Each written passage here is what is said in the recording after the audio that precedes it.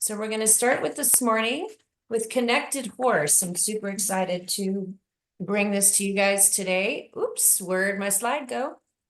I need to go back.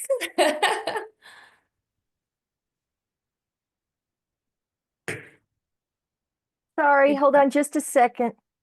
Did you give me it? I can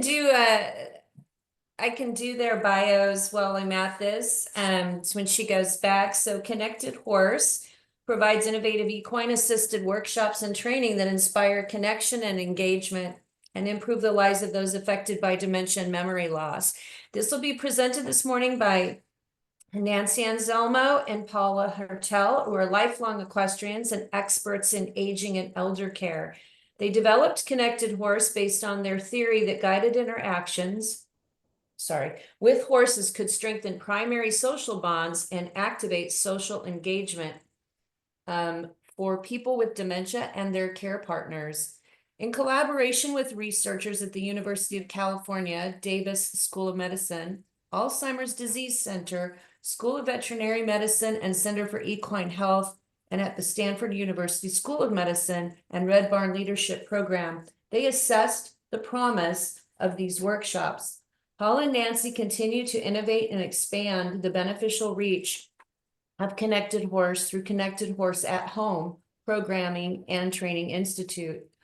Paula Hertel, MSW, is a co-founder and president of Connected Horse, and she has spent the last 25 years focused on improving service delivery systems for elders in need of care and services through consulting projects and executive management positions. She has broad experience in senior housing and assisted living operations, staff training, regulatory compliance, new program development, and family and community needs. Paula holds a Master of Social Work from San Jose State University. She is involved in state and national industry associations, including past commissioner of the California Health Policy and Data Advisory Commission, past board member of Assisted Living Federation of America, past board member of Emeryville Municipal Transportation Authority, and current board member of the Education Co-Chair for the California Assisted Living Association and chair of the Presence Care Project. Nancy Anselmo, MSG, is a co-founder and educational director of Connected Horse and is a widely known, highly regarded gerontologist and Alzheimer's dementia care specialist, consultant, speaker, and trainer. As principal and founder of the Alzheimer's Care Association, LLC, she strives to enable her clients to achieve excellence in dementia care. Nancy holds a master's degree in gerontology and has achieved national recognition and awards in this space. Currently, she is a board member and education co-chair of the California Assisted Living Association and member of the Dementia Action Alliance, American Society on Aging, and the Gerontology Society of America. I'm extremely excited to have you guys join us this morning. So I think we'll let, Tina's gonna let Nancy share her screen. And I think we'll be ready to go. I think it's actually Paula. Good morning, everyone. Okay. Because of the problems we were having with the video we're trying to show, we want to make sure that we have video enhancement. That's always a problem when you try to put videos and slides, right? Yep. Thank you both for coming and getting up so very early this morning to share with us what you guys do. This is amazing. Thank you so much. We're really happy to be here. Paula's going to pull up her screen for us, and I hope that the Zoom connection is going to allow us to show the video. So, yep, looks good. All right. Well, welcome everyone. This is our passion project. Paula and I have been working with older adults for almost 30 years now, and we were really getting frustrated with the lack of support services to newly diagnosed individuals as a pair, meaning their loved one who's their care partner, as well as the person with the neurocognitive disorder diagnosis. And so back in 2015, we decided we're both horsewomen. We know the power of horses and healing in our own lives. And so we thought, why not take these groups of people and put them with horses and see what happens. So we're going to walk you through that now, as we started at Stanford University with our pilot in 2015. And then we moved on to the University of California at Davis, which has the #1 veterinary school in the country, as well as the lead Alzheimer's disease research center in Northern California, in California. So we did this pilot in both at Stanford as well as UC Davis. And now we're actually doing the program. So that's the exciting part, moving out of research into practice. So what comes to you when you think of a horse, and you guys are up in Idaho, most of you, I know you see a lot of horses, and we are in the West, of course. So without horses, we wouldn't even be here and have our civilization. But we want you to think about what comes to mind when you think about a horse. What word comes to mind to you? Does anyone want to share? Serenity. Thank you. Anyone else? Running. Running. Fast. Yeah, we just Fun. had the Derby, huh? Fast. 45 miles an hour, those horses are racing around that track. Large. Large. Yes. Fun. Intuitive. Intuitive. Brock put majestic in the chat. Thank you. Yeah, they're amazing creatures, aren't they? And as we said, we wouldn't even be in civilization without them. Someone says fun and friends as well. Yes, they're very powerful creatures, and we want you to hold that thought as we move along. Paula? So a lot of people ask us when we're doing this program, why horses? And why not a dog or a cat? It would be so much easier. And so we wanted to give you just a little bit of content around why these horses that you talk about, big and strong and majestic and graceful, the reason horses are so beneficial for our program and other equine assisted services is that they actually are prey animals. And so they are built biologically to look at what's going around them, to work together as a group to keep each other safe. So they are incredibly intuitive to what is happening. And so a lot of people talk about horses can mirror what you're feeling or your interaction with them. So if you think about it, when you're up to a horse, you can hear all those things like a horse can tell when you're nervous, be calm. A horse can tell when you don't want to get on and go, and then they react to that. It really is true, and we see this over and over again in our program, that if we can do mindfulness practice, get people out of that sort of fight flight response, that we actually can impact the environment around us, and we can see a nervous care partner or a nervous horse impact how they respond to each other. And it's incredibly powerful for our participants to see that impact that they have on others. And then the other piece of it is just the physicality. With a dog or a cat, we've seen wonderful sort of pet therapy programs with dogs or cats, but you can pick up a cat and put him in your lap. You can pull on a dog to go for a walk with you. With a 1,200-pound animal, it's about connecting and negotiating what you want. And so in our program, and you'll see as Nancy and I walk through this, that nonverbal communication, about communicating with your body, to communicate in nonverbal ways, to negotiate how you're going to work with this horse, is incredibly empowering for both participants who have a diagnosis of dementia and for care partners. So why do we need a new approach? Why did we start this, as Stanford called it, our crazy horse project, quote? Is because people don't reach out for help after diagnosis. Those of you that serve this population know that, there's still a lot of stigma and shame and embarrassment around any type of diagnosis, from mild cognitive impairment, MCI, to any kind of neurological disorder, meaning Alzheimer's and other related dementias. So we wanted to help this group of people, because at 65, everyone's getting supposedly a cognitive screen at their yearly checkup. So we're seeing more and more numbers going up. In fact, the Alzheimer's Association just put out that, we went from 6.4 million to 7 million Americans in need of help with a dementia diagnosis of some sort. So we wanted to help immediately, as soon as they had the diagnosis, not take some Prozac and go home and get your affairs in order, but really get them activated because of this stigma and that they're still living with dementia and that they're able to be out and about and their care partners are getting the support that they need.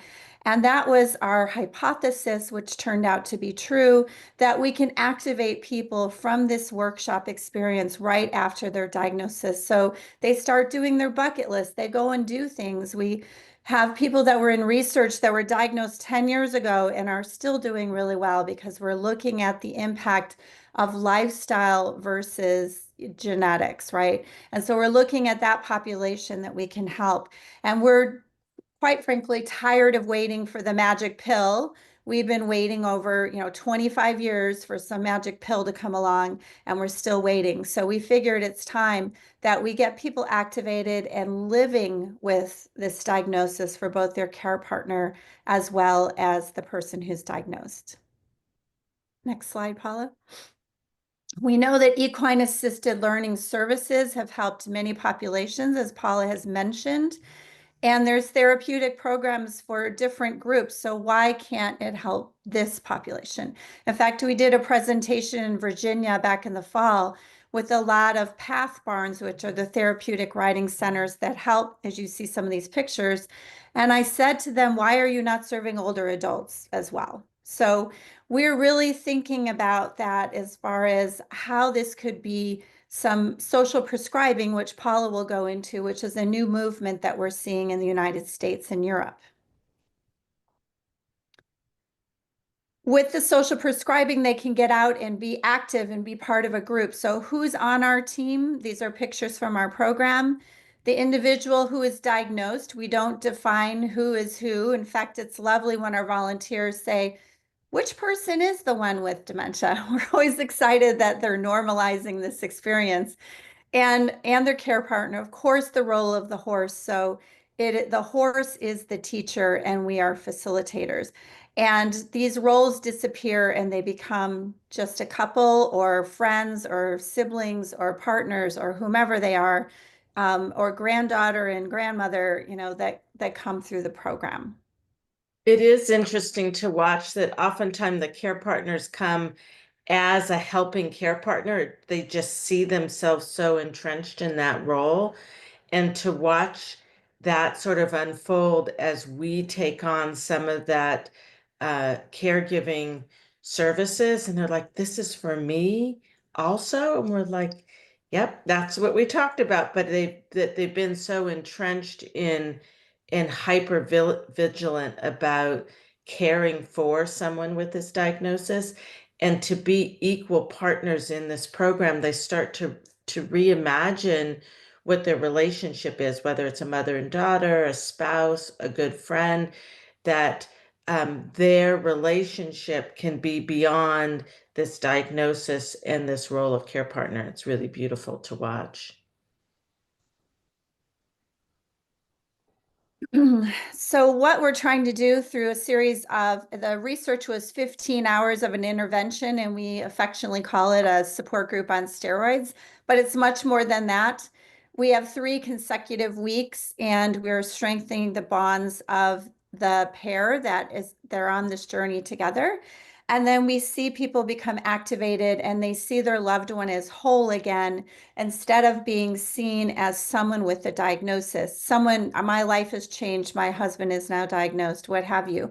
It's not that. It's about strengthening this pair and doing something together, and then they start to see them as the way they were. We see intimacy, we see people coming, from an angry state into a very holistic approach to going forward on this journey.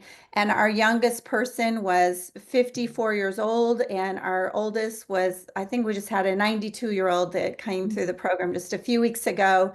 Was doing our favorite thing when we've just had this happen twice in the past month, where they come in with a cane and they walk out the last session carrying their cane. So try to explain that. That's the magic of horses. Next slide, Paula. We just wanted to share with our participants words of what they tell us what happens, because after every activity that we have in a 2.5-hour session, we have a debrief and we talk about what was happening during that time with the horse and this nonverbal interaction that they have. And we have people that come in terrified of horses. We have people that were rodeo riders. We have all different groups that come through, and it's amazing. We want to just share some of their words with you because we collect that data, and we really are impressed with the changes we see in just a short intervention of 3 consecutive weeks. And I know we're going through this fast, but I think if you can just take a moment and look at these photographs, we talk a lot about emotional memory. And in our research, we did a booster study where we actually brought people back 6 months later, and we had 100% participation. The one thing that struck both Nancy and I is that though people couldn't necessarily remember the horses' names or the specifics, that emotional memory, that trigger of, I feel calm and peaceful, I feel good about being here with a person that I love, all comes back. And so in some of these pictures, at least for me, I can see that sort of deep connection. And so we wanted to give you just a little bit of a snippet of that. We have plenty of time too, you guys. So just so you know, we started quite early. So this is amazing. Thank you, We- Karen. We'll show our Karen, videos because we're all about being in the moment and slowing down our pace. And so we're like, we're not practicing what we're preaching because we're trying to zoom through so much in such a short period of time. So thank you for letting us put in. So we have, we think that the pictures really sell what we're doing and tell people about this magic. Our program is free. We do not charge for it. All we do is spend time raising money on top of our full-time jobs. So that's really important for us to say we don't want any barriers to entry to the program at all. But if we can play the video, I think you'll see kind of what that magic is and what's happening. Please. All right, let's see. Can everyone hear? It's I'm not not hearing, I'm not It hearing has to anything. be on your end sorry, we'll stop for a second. Yeah, I think Has to be the audio has to be activated on the end of whoever's sharing, whoever's screen we're on that's running this program. Oh, well, that's going to be a challenge. If you go to the audio settings, you can Okay. activate that. And do I activate it on Nancy's or Paula's? Paula, Okay, let's give that a shot. because everyone's sharing here. Sorry about that, you guys. This is our biggest stress. No, it's okay. I'm letting it go. Yeah, thank you, Paula.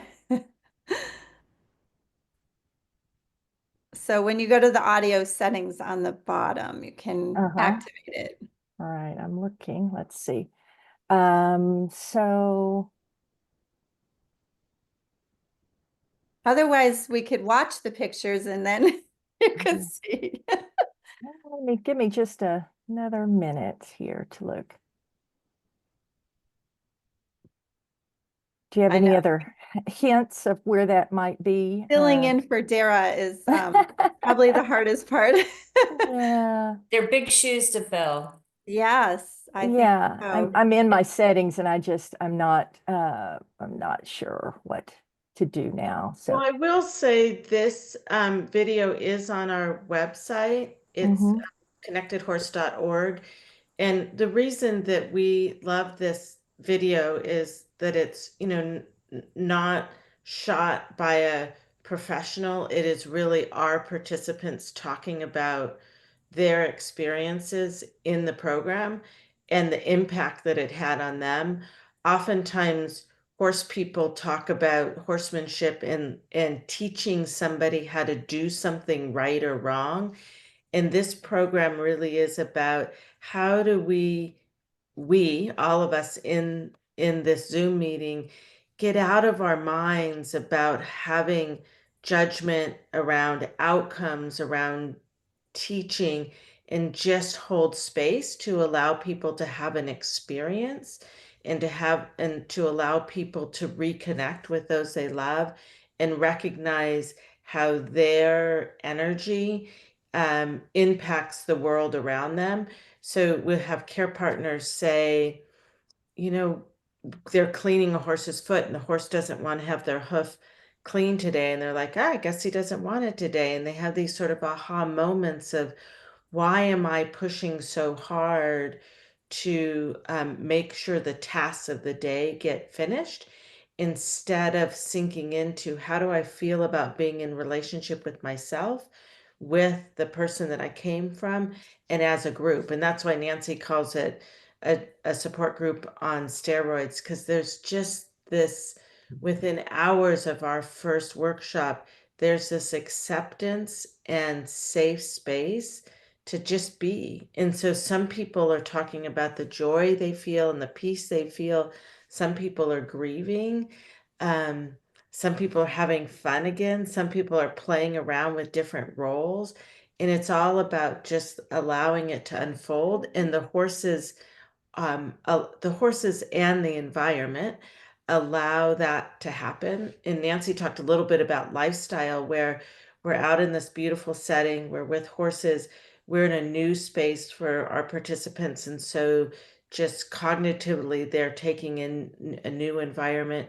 We're taking over the caregiving role. We're exercising, we offer healthy snacks. And so we're modeling what all of these sort of lifestyle trends are teaching us around healthy living, regardless of your age or your diagnosis. So everyone is, including our volunteers, are benefiting, and the horses benefit. And if we can get the volume to work on here, you'll hear from some of our partners how therapeutic this is for horses as well. Well, I'd love to help with that, but I'm just striking out. Do you think you could Maybe- play it and narrate it? Yeah, why don't we do that? They Yeah. can see the I'm picture. wondering Paula. if you hear anything. Can you hear anything? You have the Yeah, diagnosis. there it is. Yes. that We really wanted people to start to think you can do something different. You don't have to just have this diagnosis and it become over. So we chose working with horses to help be a therapeutic means for people to stay connected. But it really isn't the activity that is therapeutic. It's the connection that people have on just a very sensory level with the horse that is therapeutic. The interaction becomes more than just an activity. It becomes healing. I was emotionally demanding that the horse come to me, and he wouldn't. He wouldn't come. Then when I relaxed, he came. And when I said, that was a good lesson for me. I see how he's interacting, and it makes me feel good to know he's feeling so positive about it. We weren't doing anything together because we just seemed like we were getting farther and farther apart. Because his ability to do things was getting so limited, and all of a sudden I feel like in love with him again, like I used to be, even though he's not himself. But I get it.